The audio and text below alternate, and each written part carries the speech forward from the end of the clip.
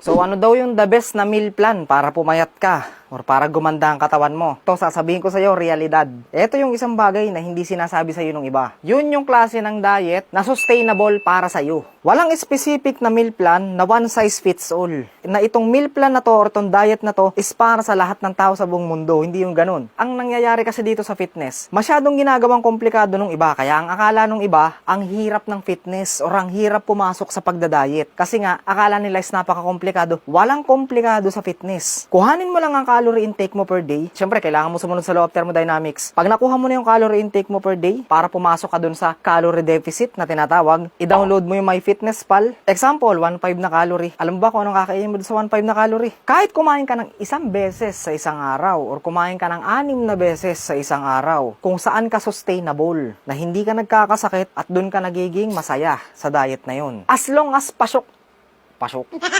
As long as pasok siya dun sa calorie intake mo. Basta siguraduhin nyo lang yung mga calorie na kinakain nyo is masustansya. So example, ang sinusunod mong ratio is 40-40-20. 40% protein, 40% carbs, 20% fats. So example, yan yung sinunod mong ratio ng macros. Babanggit ako ng pagkain ha. Kung may nabanggit man ako na allergy ka, syempre common sense na yon, wag mo isasama. Pagdating sa protein, karne ng baka, manok, isda, whey protein kung busy ka, yes, tama ka nang narinig. Whey protein kapag busy ka, para matarget mo pa rin yung protein mo. Itlog. Pagdating naman sa carbs, yan, white rice. Huwag ka matatakot sa white rice kung wala ka namang medical condition. Safe na safe ang white rice. Kung nagda-diet ka, papayat ka pa rin sa white rice, huwag kang mag-alala. Brown rice, sweet potato, oatmeal, yan, tapos gulay, yan, mga gulay, mga greens. May carbs din yan. Sa mga prutas naman, saging. Pagdating naman sa fats, itlog ulit. May fats din yung itlog, hindi lang protein. Extra virgin olive oil. Sa prutas, avocado. So, sa ibang isda, meron din ng salmon, sardinas, mani, or kung gusto mo, gawin mong peanut butter. Yun, etc. etc. Ang dami kong hindi nabanggit. Pero yung mga sinabi ko sa'yo na masusustansyang pagkain, ganun lang yung kasimple. Basta pasok siya dun sa calorie mo. Masustansya yung kinakain mo na pasok sa calorie mo. Yun na yun. Sundin mo lang yung mga sinasabi ko at yung mga ginawa ko pang dating video. Nakalibre ka.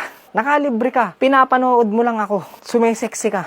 Ang tanging gusto ko lang is follow nyo lang ako. So yun yung parang pakikisama nyo na lang sa akin. So ibig ba sabihin nun walang kwenta mga meal plan? Hindi. May silbi din yun. Itong mga pinagsasabi ko is para lamang sa mga taong lifestyle ang gusto. Hindi sa mga taong sumasali sa bodybuilding competition. So kung tutusin, hindi rin naman mali ang may meal plan. Pero kung trip mo pa rin talaga magpagawa ng meal plan, is pwede naman yun. Hindi rin naman mali. Gaya ng sinabi ko kanina ha, hindi ko sinasabing mali ang meal plan. Dahil kung tutusin, maganda rin yun kasi may sinusunod ka na. Masusustansyang pagkain na nakatarget yung macros mo, yung protein, carbs, and fats mo, and then basta pasok siya dun sa calorie na tinatarget mo. Ganun lang kasimple yun. So yun lang muna. Maraming salamat. Subscribe and follow Clouds Fitness for more fitness content.